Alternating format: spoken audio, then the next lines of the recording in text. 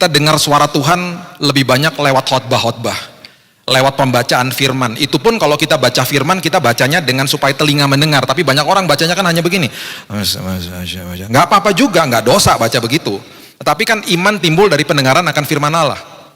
Makanya saya selalu ajarkan kepada orang tua untuk membacakan firman kepada anak-anaknya. Bahkan ibu-ibu hamil, bacakan firman. Ayahnya bacakan firman kepada anak yang masih di kandungan. Firman nggak akan kembali dengan sia-sia.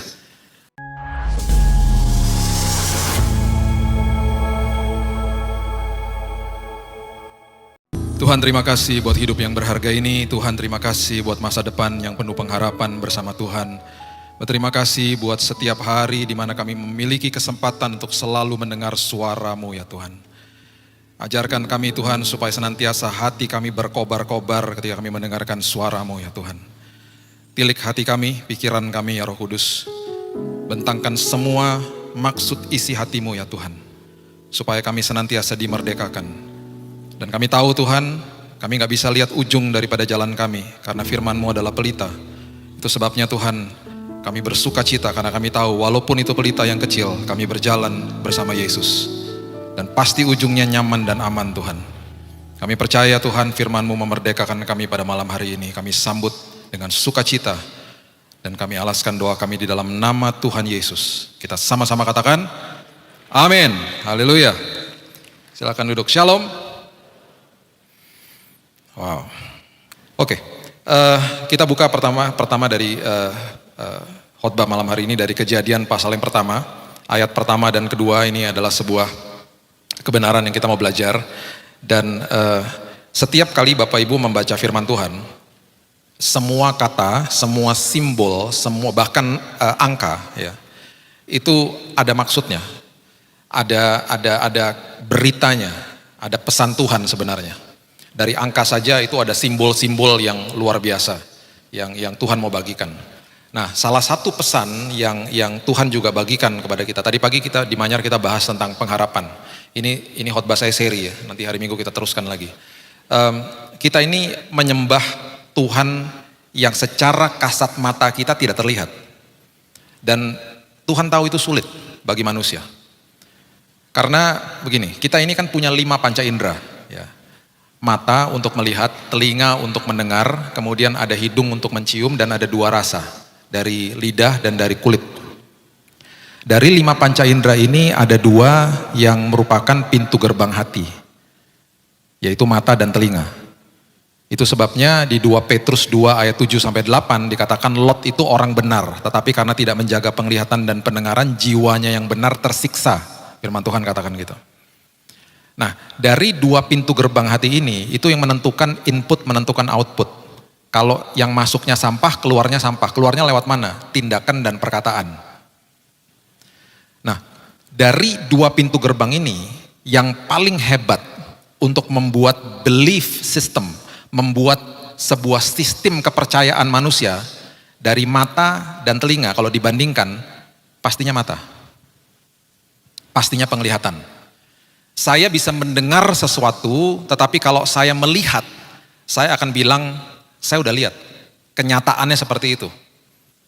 Penglihatan itu selalu akan lebih kuat daripada hanya sekedar mendengar. Itu sebabnya ketika Dr. Lukas menulis salah satu perikop di dalam kitabnya, dan dia tulis cukup detail tentang perjalanan ke Emmaus. Itu adalah perjalanan yang sangat sederhana dilakukan oleh kedua murid Yesus yang bukan ring satunya, namanya Kleopas satunya. Dihampiri oleh Yesus, Alkitab mengatakan Yesus mendekati mereka, mata mereka dibutakan karena ada sebuah latihan sebenarnya, itu bahasa saya. Bahwa sebentar lagi murid-muridnya tidak akan lihat dia secara fisik. Dan itu pelajaran bagi kita semuanya juga sebenarnya. Jadi selama mereka berjalan, Yesus berkhotbah kepada mereka, makanya akhirnya mereka mengatakan ketika mereka dibukakan mata mereka, ketika Yesus diundang masuk ke dalam rumah mereka, di situ mereka mengatakan, pantesan tadi waktu kita berjalan hati kita berkobar-kobar ketika mendengarkan dia bicara. Dia sedang melatih kita dan juga memberikan pewahyuan. Dia harus naik supaya dia jadi maha hadir. Kalau tidak dia akan terkurung di dalam casing tubuh manusia. Dia harus maha hadir, dia sekarang maha hadir, maha kuasa dan maha tahu.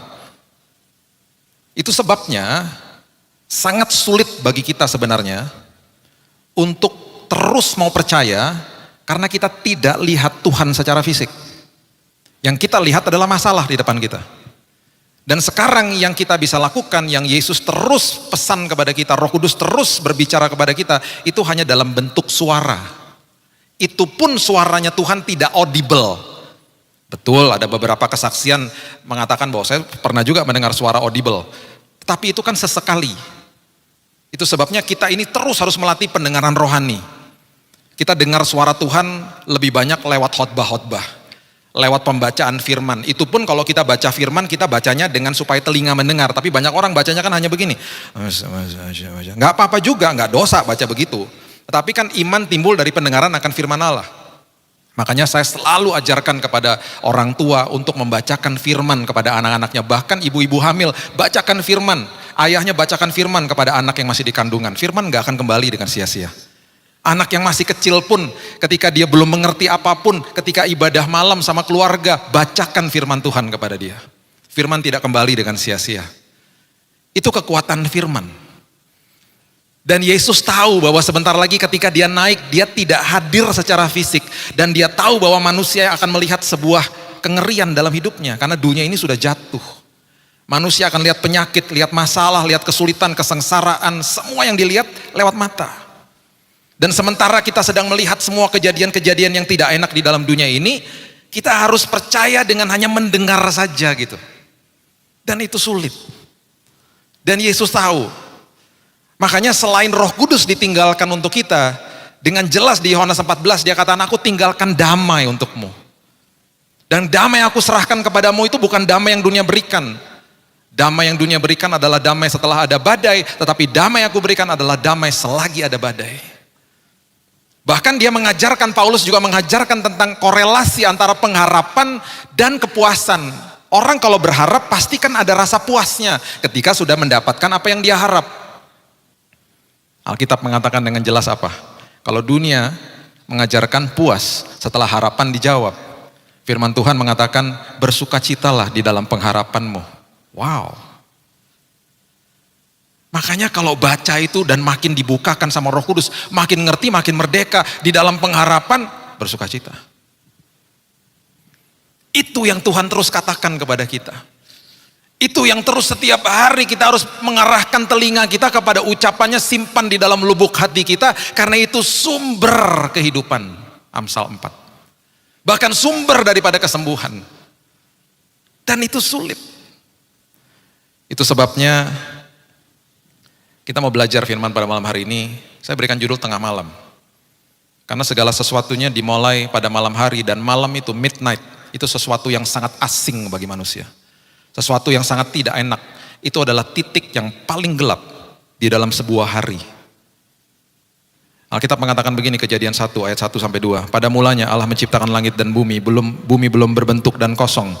Gelap gulita menutupi samudera raya. Roh Allah melayang-layang di atas permukaan air. Sengaja didokumentasikan kata gelap gulita.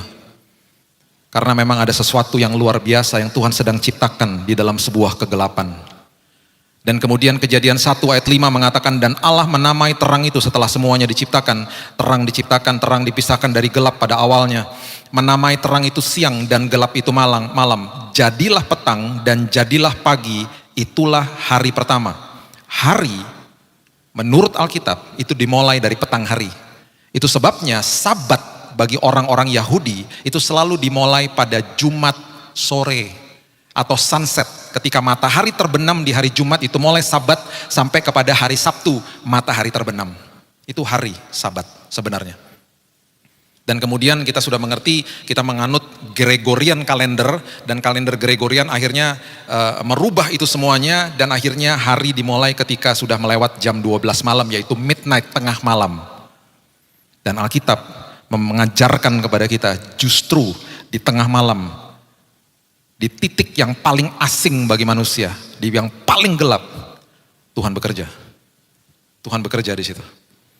Dan seringkali kita tidak melihat apapun. Kita mulai dari 2 Raja-Raja 6 ayat 14 sampai ayatnya yang ke-18. Ini ketika Elisa dikepung dan kemudian hambanya melihat bahwa mereka dikepung oleh musuh mereka. Ya, nanti Bapak Ibu baca kisah sebelumnya. Maka dikirimkannya ke sana kuda serta kereta dan tentara yang besar, sampailah mereka pada waktu malam mengepung kota itu. Ketika pelayan abdi Allah atau pelayan daripada Nabi Elisa bangun pagi-pagi dan pergi keluar, maka tampaklah suatu tentara dengan kuda dan kereta yang ada di sekeliling kota itu. Lalu berkatalah bujangnya dan kepadanya, celaka tuanku, apakah yang akan kita perbuat? Celakalah. Karena yang dia percaya adalah apa yang dia lihat.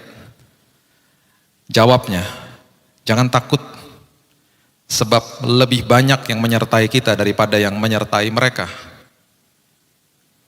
Dan kemudian Elisa berdoa, ya Tuhan, bukalah kiranya matanya supaya ia melihat. Maka Tuhan membuka mata bujang itu sehingga ia melihat. Tampaklah gunung itu penuh dengan kuda dan kereta berapi sekeliling Elisa. Ketika orang-orang Aram itu turun mendatangi dia, berdoalah Elisa kepada Tuhan, butakanlah kiranya mata orang-orang ini. Maka dibutakannya lah mata mereka sesuai dengan doa Elisa. Ketika mata dibuka, baru si bujang itu melihat.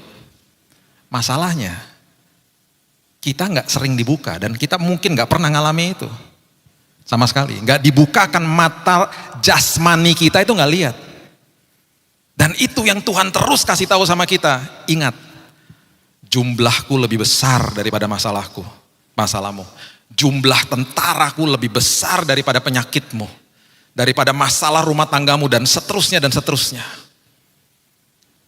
Dan itu yang kita harus lakukan dan terus ingatkan sama diri kita sendiri. Makanya Ayub mengatakan begini di Ayub 38 ayat 1 dan 2. Dia katakan begini, Ayub 38 ayat 1 dan 2. Dirinya mengatakan yang lain selalu kepada diri kita.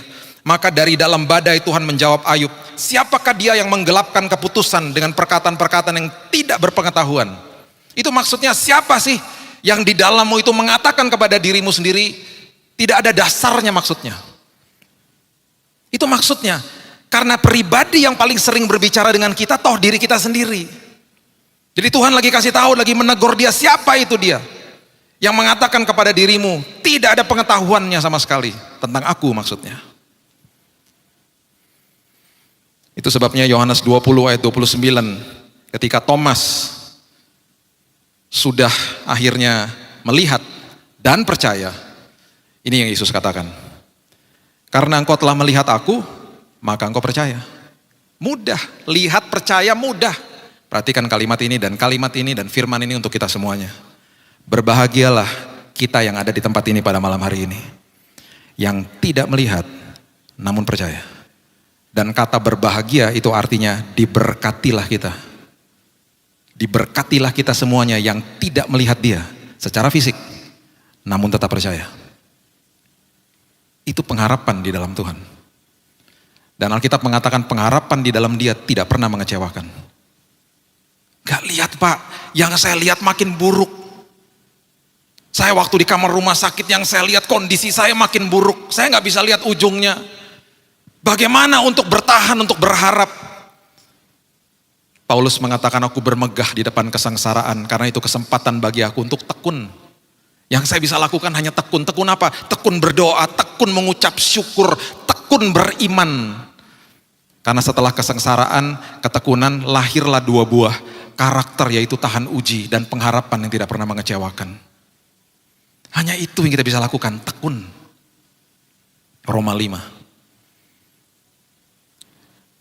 Keluaran pasal yang ke-11, ayat yang ke-4. Ini adalah kata pertama yang Alkitab dokumentasikan tentang kata midnight, tengah malam. Keluaran 11 ayat yang ke-4 ini berbicara tentang tulah yang ke-10 ketika anak sulung dibunuh oleh malaikat maut pada malam hari itu di Mesir. Berkatalah Musa, beginilah firman Tuhan, pada waktu tengah malam aku akan berjalan dari tengah-tengah Mesir. Kemudian kita lanjutkan di Keluaran 12 ayat 29 sampai ayat yang ke-30 mengatakan begini. Maka pada tengah malam Tuhan membunuh tiap-tiap anak sulung di tanah Mesir, anak sulung Firaun yang duduk di tahtanya sampai kepada anak sulung orang tawanan yang ada dalam liang tutupan beserta segala anak sulung hewan. Lalu bangunlah Firaun pada malam itu bersama semua pegawainya dan semua orang Mesir, dan kedengaranlah seruan yang hebat di Mesir sebab tidak ada rumah yang tidak kematian.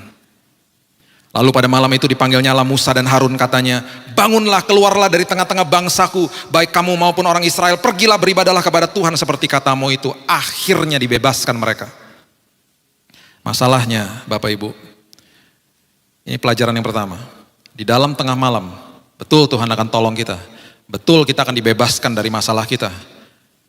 Tapi bangsa Israel yang kita perlu ambil pelajarannya adalah, mereka dibebaskan dari Mesir, tetapi mereka tidak bebas dari paradigma Mesir. Itu sebabnya mereka mengarungi perjalanan yang begitu lama. Dan sampai ketika mereka sampai di titik di mana ada tempat namanya Gilgal, generasi pertama tidak boleh masuk ke dalam tanah perjanjian. Dan generasi berikutnya boleh masuk dengan syarat harus disunat. Karena sunat adalah lambang daripada pemutusan antara paradigma lama atau yang Alkitab katakan celah Mesir. Supaya mereka mendapatkan paradigma baru untuk mereka bisa mengelola tanah perjanjian. Di dalam perjalanan 40 tahun, mereka dimanja sama Tuhan, dikasih roti mana. Ketika mereka masuk ke dalam tanah perjanjian, roti mananya stop. Kenapa? Karena itu saatnya mereka harus mengelola tanah itu. Tanah yang memiliki limpahan-kelimpahan yang luar biasa, tetapi harus dikelola. Tuhan tidak drop lagi dari sorga. Jadi waktu mereka dibebaskan, lewat tengah malam yang luar biasa, paradigmanya gak bebas. Itu sebabnya ketika kita ditanam di dalam sebuah proses kehidupan, orang-orang seperti saya ini ketika hadir di tempat ini hanya bisa menyiram. Hanya bisa menyiram firman Tuhan. Keputusan untuk bertumbuh, keputusan untuk tetap mau ditanam sama Tuhan dan tidak mencabut dirinya sendiri. Nanti satu hari kita belajar tentang prinsip itu. Dan supaya kita akhirnya berbuah, bertunas, berbuah dan seterusnya, itu keputusan kita masing-masing. Saya hanya bisa menyiram anak-anak saya dengan firman Tuhan. Mereka harus ambil keputusan untuk bertumbuh di dalam Tuhan. Kekristenan selalu korelasinya pertumbuhan di dalam kasih karunia. Selalu begitu. Kalau tidak ada pertumbuhan, semua titipan-titipan yang berharga yang Tuhan mau kita kelola, disimpan sama Tuhan. Nanti dulu kamu belum siap soalnya, rugi sendiri akhirnya kita. Di dalam apapun masalah kita, Tuhan sudah menyediakan kebebasan. Pastikan setelah melewati apapun dalam hidup ini, proses apapun, pastikan saya belajar dari itu. Jangan kebiasaan bilang-bilang begini sama Tuhan, apa Tuhan yang kau bisa lakukan buat aku? Mulai berubah, Tuhan, apa sih yang aku bisa lakukan dan aku bisa menjadi orang yang baru gara-gara masalah itu. Apa sih Tuhan yang aku bisa berikan untukmu Tuhan? Dari kehidupanku yang baru, dari pikiranku yang baru, dari paradigmaku yang baru ya Tuhan. Malu-maluin orang Israel. Mereka betul-betul dibebaskan, mereka dikeluarkan dari Mesir. Tapi Mesirnya tuh masih ada di dalam mereka. Secara fisik dikeluarkan dari Mesir. Tapi paradigma Mesir masih melekat sama mereka. Makanya dikit-dikit komplain mau balik terus. Pelajaran yang kedua dari Hakim-Hakim 16. Hakim-Hakim 16 ayat yang pertama sampai ayat yang ketiga mengatakan begini. Ini kisah tentang Simson. Pada suatu kali ketika Simson pergi ke Gaza, dilihatnya di sana seorang perempuan sundal lalu menghampiri dia. Ketika diberitahukan kepada orang-orang Gaza, Simson telah datang ke sini, ini karena Simson memang dikejar-kejar mau dibunuh, mereka mengepung tempat itu dan siap menghadang dia. Semalam-malaman di pintu gerbang kota, dihadang di pintu gerbang kota, ditungguin. Kalau besok keluar, kita bunuh dia. Tetapi semalam-malaman itu mereka tidak berbuat apa-apa karena pikirnya nanti aja waktu fajar kita akan membunuh dia. Tapi Simson tidur di situ sampai tengah malam dan Tuhan lakukan ini. Pada waktu tengah malam, bangunlah ia. Dipegangnya kedua daun pintu gerbang kota itu dan kedua tiang pintu, dicabutnya lah semuanya beserta palangnya, diletakkan di atas kedua bahunya, semuanya diangkat ke puncak gunung yang berhadapan dengan Hebron. Bisa bayangkan Bapak Ibu ketika mereka bangun pagi, para prajurit yang mau menangkap dia, betapa malunya mereka melihat bahwa pintu palangnya copot semuanya, dibawa sama dia. Ini adalah sebuah pewahyuan yang Tuhan sedang katakan di dalam tengah malam. Aku akan membawa dirimu menerobos masalahmu. Seringkali ada masalah kita bilang gini, Tuhan jalan pintas, jalan yang lain Tuhan. Tuhan bilang apa? Kita akan terobos masalahnya sama aku. Takut Tuhan, gak apa-apa jalan sama aku. Saya di hari-hari pertama takut di lantai 8 saya. Karena saya dengar suara orang teriak-teriak setiap hari di lantai kemo saya. Orang teriak, orang menangis, keluarga menangis.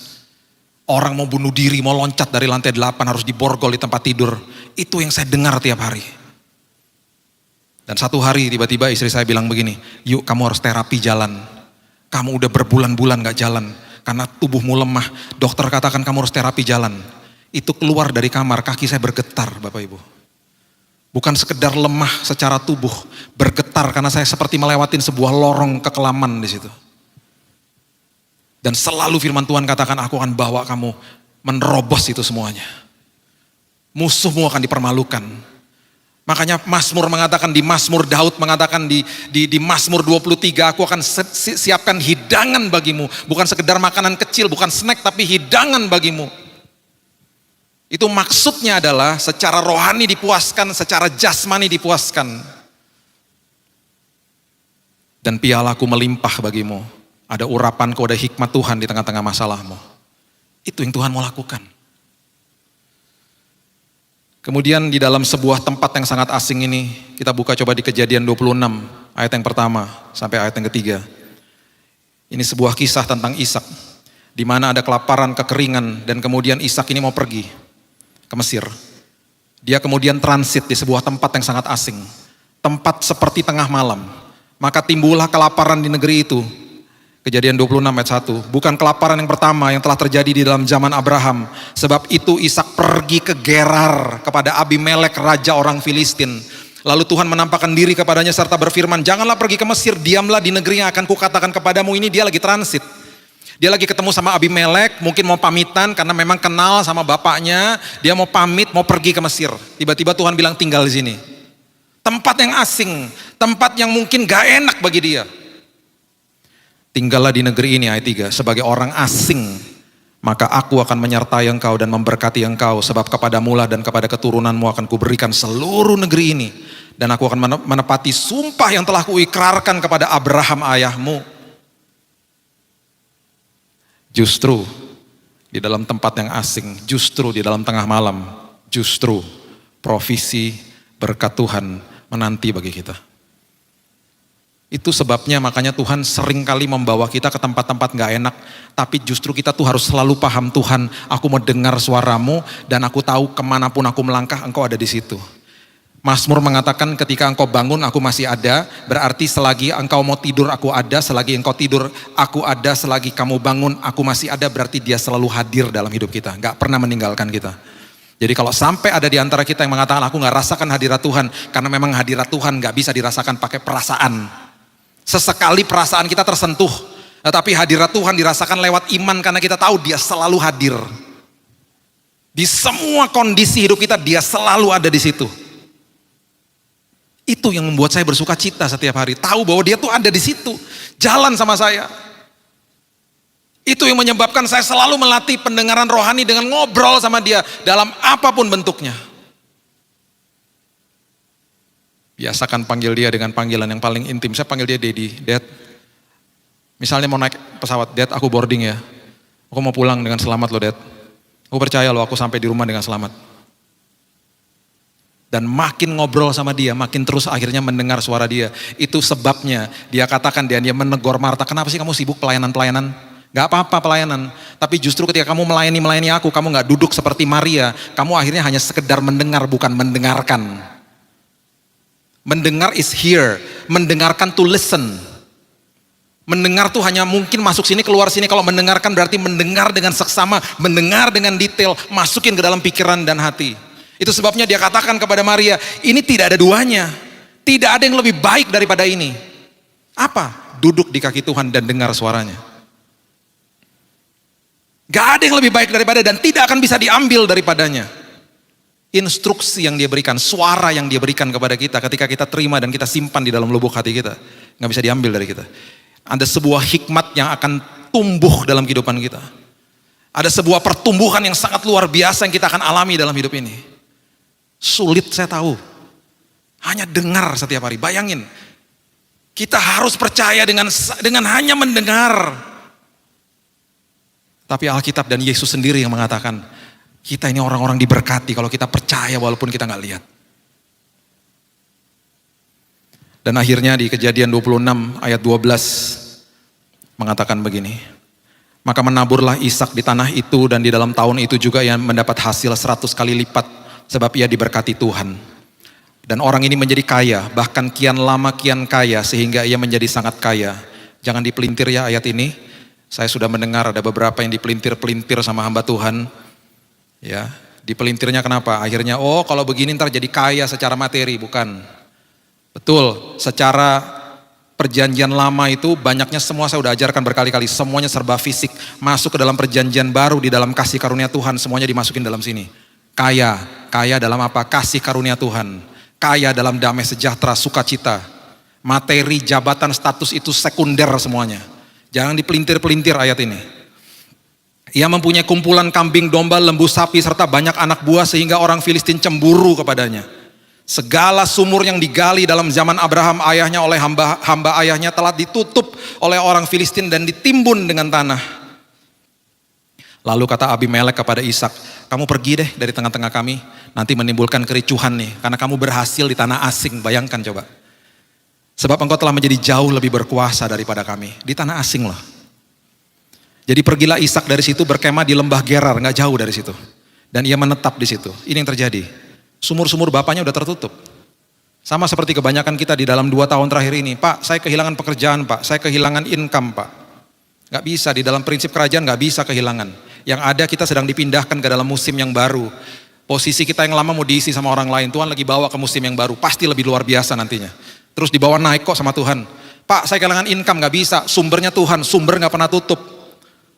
Pekerjaan dan usahanya pipa, itu pipa kalau ketutup Tuhan akan bukakan sumur-sumur yang lain. Itu Tuhan, ini yang terjadi, coba lihat. Kemudian Ishak menggali ayat 18. Sumur-sumur yang digali dalam zaman Abraham ayahnya dan yang telah ditutup oleh orang Filistin sesudah Abraham mati. Disebutkannya lah nama sumur-sumur itu menurut nama-nama yang telah diberikan oleh ayahnya. Ketika hamba-hamba Ishak menggali di lembah itu, mereka mendapati di situ mata air yang berbual-bual airnya. Apapun yang ditutup sama manusia, Tuhan akan bukakan yang lain, yang airnya membual-bual. Dan selalu kejadiannya di saat-saat yang asing bagi kita. Di saat-saat tengah malam, di saat-saat yang justru di depan mata kita ada ketakutan di depan kita. Justru kasih karunia Tuhan bekerja dengan sangat dahsyat di tempat-tempat atau kondisi seperti itu. Itu sebabnya di dalam apapun yang kita alami, masuk dalam perhentian Tuhan. Ibrani katakan berusahalah, spudetso bahasa Yunaninya. Berarti lakukan dengan segera. Masuk dalam perhentian itu berarti pikiran dan hati rest di dalam Tuhan. Makin kita rest, makin kita beristirahat di dalam Tuhan, pikiran dan hati kita makin mengalir kasih karunia Tuhan. Makin bertumbuh iman kita. Itu yang saya katakan tiap hari, Tuhan, saya tetap secara fisik akan berkarya untuk Tuhan. Tapi hari ini Tuhan, pikiran dan hatiku masuk dalam perhentian Tuhan. Itu Sabat. Itu pengertian Sabat ketika masuk ke dalam pengertian Yesus. Makanya sengaja dia buat-buat mujizat di depan orang-orang Farisi. Sengaja sama dia. Karena pengertiannya udah berbeda. Bukan fisiknya lagi. Bukan apa yang saya lakukan hari ini. Kemarin ada seorang teman di Israel yang mengatakan bahwa kami ini kalau lagi musim panas, di apartemen atau di rumah kami panas, kepanasan gitu ya. Pas di hari Sabat, itu mereka harus keluar, mencari orang yang non-Yahudi untuk masuk ke dalam rumahnya dan nyalain AC. Bayangkan coba. Cari orang non-Yahudi untuk masuk ke dalam rumahnya, nyalain AC. Kenapa? Karena hari Sabat gak boleh nyalain AC. Gak boleh muter atau pencet remote. Dan itu yang mereka lakukan, dan masih lakukan sampai sekarang. Tapi semuanya diubah sama Yesus. Sabat, masuk dalam perhentianku, pikiran dan hatimu rileks. Makin merdeka kita. Karena walaupun apapun ditutup sama manusia, Tuhan akan bukakan sumur-sumur yang baru. Dan kemudian yang terakhir di Kisah Rasul 16. Ya, Kisah Rasul 16, kita mulai dari ayat yang ke-18. Ini ketika Paulus dan Silas mendoakan seorang hamba perempuan yang memang dari mempunyai roh tenung gitu ya. dan selalu mengganggu mereka. Dan ketika didoakan dia akhirnya berhentilah dari situ ya. Dan akhirnya bos-bosnya marah gitu ya. Karena mereka dapat penghasilan dari tenungnya wanita ini. Dan akhirnya diberitakan kepada orang-orang lokal. Dan kemudian akhirnya Paulus dan Silas dipenjarakan. Kita sudah pernah baca lah kisah ini ya. Dan kemudian dikatakan begini, Kisah Rasul 16 ayat 18. Hal itu dilakukan beberapa hari lamanya ketika Paulus tidak tahan lagi akan gangguan itu. Ia berpaling dan berkata kepada roh itu, demi nama Yesus Kristus, aku menyuruh engkau keluar dari perempuan itu. Seketika itu juga keluarlah roh itu. Roh tenungnya keluar, bosnya marah. Ayat 23. Setelah mereka berkali-kali didera, akhirnya mereka ditangkap, didera, dilemparkan ke dalam penjara. Kepala penjara diperintahkan untuk menjaga mereka dengan sungguh-sungguh. Sesuai dengan perintah itu, kepala penjara memasukkan mereka ke ruang penjara yang paling tengah dan membelenggu kaki mereka dalam pasungan yang kuat. Yang paling tengah, bahasa Inggrisnya adalah dungeons, artinya adalah tempat yang paling bawah di bawah tanah. Gelapnya luar biasa. Udah gelap dan ini yang terjadi. Tetapi kira-kira tengah malam, ayat 25. Tengah malam, midnight.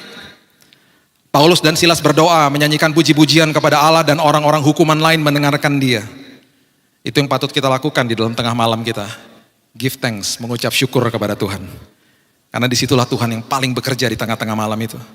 Akan tetapi terjadilah gempa bumi hebat sehingga sendi-sendi penjara itu goyah. Seketika itu juga terbukalah semua pintu, terlepaslah belenggu mereka semuanya. Saya kalau ada di titik ini, belenggu saya lepas, pintu penjara terbuka, saya akan lari keluar. Kita semuanya akan mempunyai kecenderungan pasti ya mau lari lah, melarikan diri keluar. Ayat 27, ketika kepala penjara itu terjaga dari tidurnya dan melihat pintu-pintu penjara terbuka, ia menghunus pedangnya hendak membunuh diri. Karena ia menyangka bahwa orang-orang hukuman itu telah melarikan diri. Tetapi Paulus berseru dengan suara nyaring katanya, jangan celakakan dirimu sebab kami semua masih ada di sini. Perhatikan ini baik-baik. Seringkali di dalam tengah-tengah masalah kita berdoa begini, kapan Tuhan ini berakhir? Kapan ini Tuhan selesainya? Dan seringkali Tuhan bilang begini sama kita, diam di situ dulu, karena aku sedang bekerja. Dan kita nggak pernah tahu sampai akhirnya semua sudah selesai, di situ baru kita dibukakan.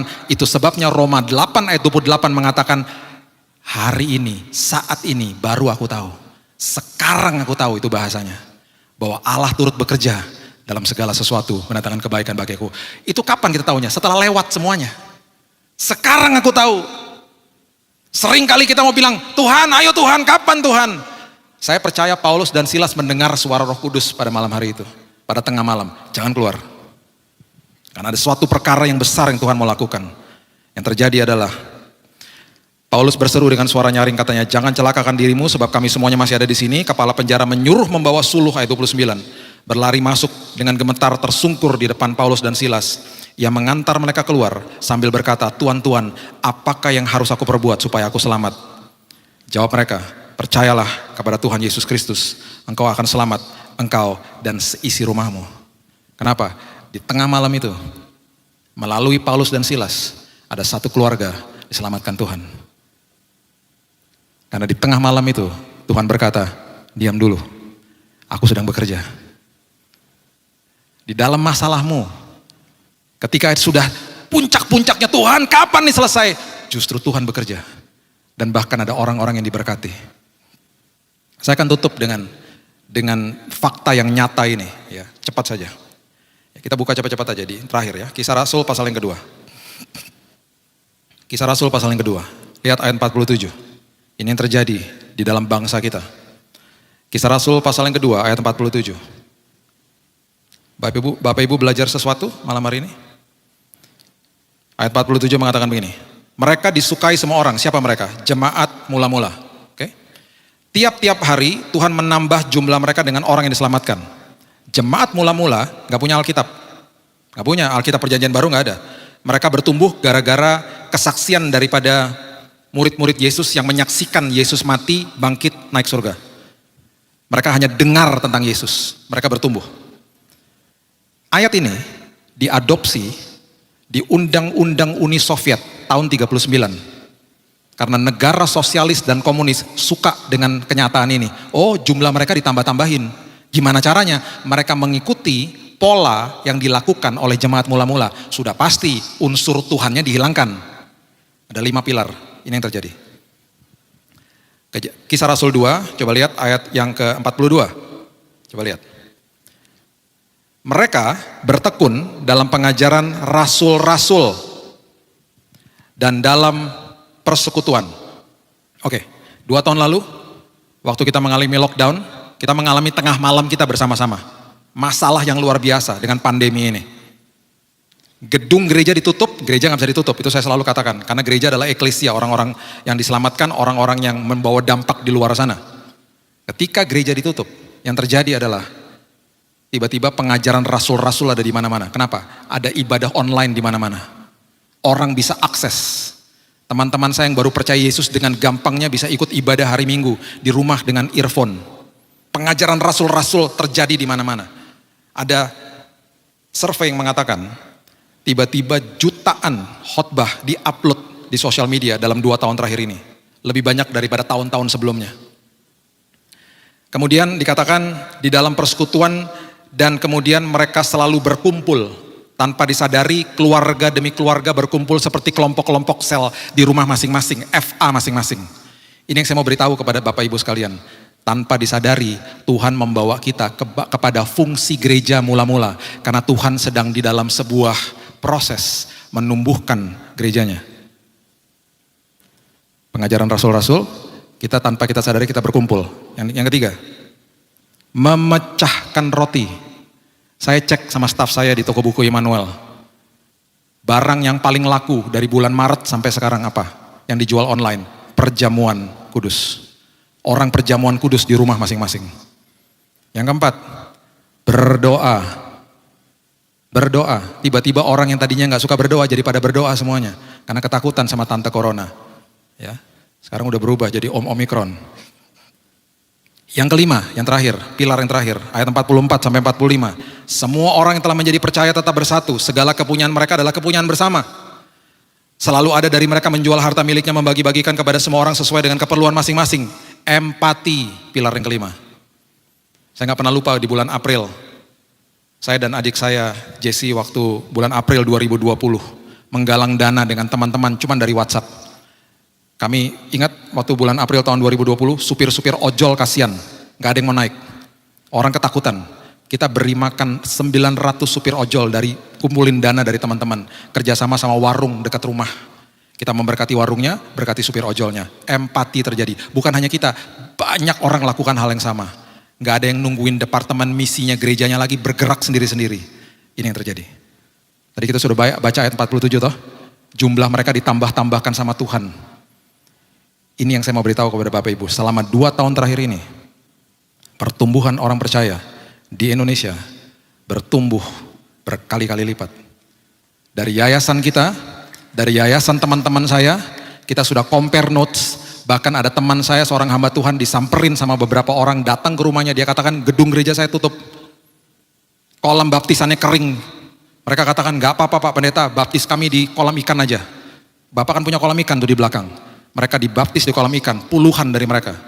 Sampai-sampai teman saya bilang gini, puji Tuhan ikanku gak ada yang mati. Bahkan jadi sehat-sehat, jadi gemuk-gemuk ikanku. Ada sebuah survei, saya gak tahu ini sudah valid atau tidak. Ada yang mengatakan, saya gak berani sebut namanya. Jutaan terima Yesus di dalam 2 tahun terakhir ini. Jutaan. Itu yang terjadi. Kenapa? Tanpa disadari kita dikembalikan ke dalam fungsi gereja mula-mula. Mungkin ada yang sudah melakukan 1-2 pilar, mungkin ada yang sudah melakukan 5-5-nya, saya nggak tahu.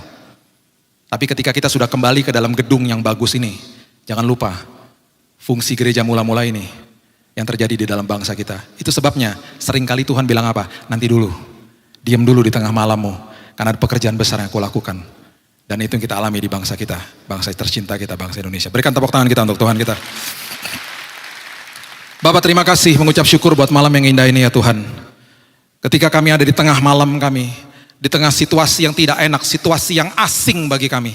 Justru Engkau bekerja. Justru kasih karuniamu makin nyata ya Tuhan.